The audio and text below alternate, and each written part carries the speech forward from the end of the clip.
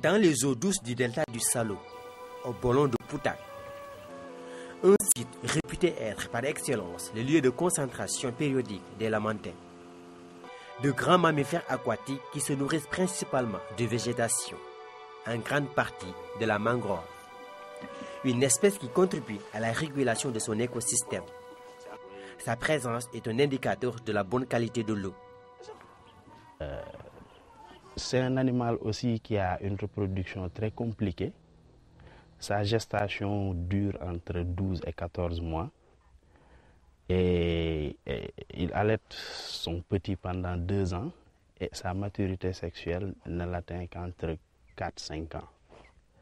Donc vous imaginez que sa conservation est très difficile. Si vous en perdez un, la survie des autres petits est très difficile, très compliquée. Et qu'à cela ne tienne, cet animal protégé par les conventions et lois qui régissent le code de l'environnement fait l'objet de chasses régulières et abusives. En atteste l'arrestation le 31 janvier 2011 de 3 chasseurs qui ont installé leur plateforme sur ce site depuis fort longtemps pour appâter l'animal. Ils étaient 3, donc les 2 étaient sur les miradors, l'autre les attendait dans la pirogue. Une fois l'animal blessé, l'arpon enfoncé, n'est-ce pas, dans la chair de l'animal, donc on laisse le cordon et le bouet qui flotte à l'extrémité permettent de suivre l'animal à vue. Donc l'animal après est amené, n'est-ce pas, est chassé par épuisement. Ces 3 chasseurs sont tous originaires de Bassou, un chef-lieu de communauté rurale perdu dans le Gandoul. Et sur place, difficile de les localiser, encore moins de mettre la main sur eux. Vous connaissez leur nom?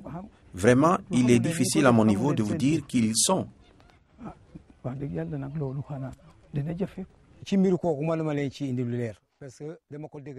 Je n'ai aucune idée de ce qui se passe.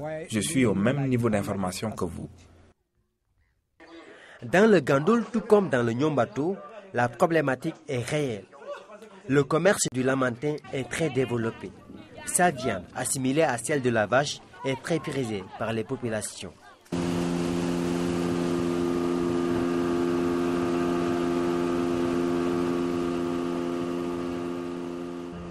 Dans le cadre de la mise en œuvre de son programme de conservation de cette espèce, Wetland International, en partenariat avec ses éco-gardes du delta du Saloum, assure le suivi régulier des sites de présence des lamantins.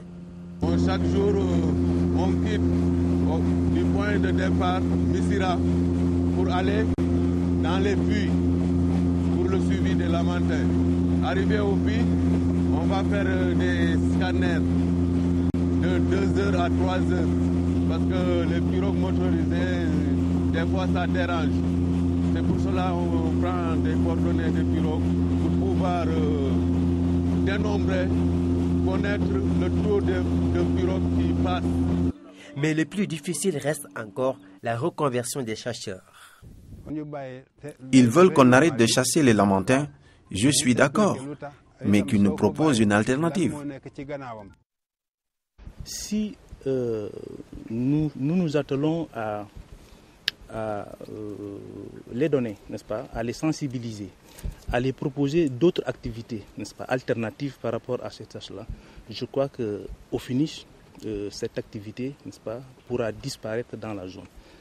C'est une activité qui reste très cachée. Donc pour déjà mettre la main sur ces acteurs directs et les mettre en confiance, c'est un travail préalable. C'est pourquoi on insiste beaucoup sur cet aspect de sensibilisation, mise en confiance.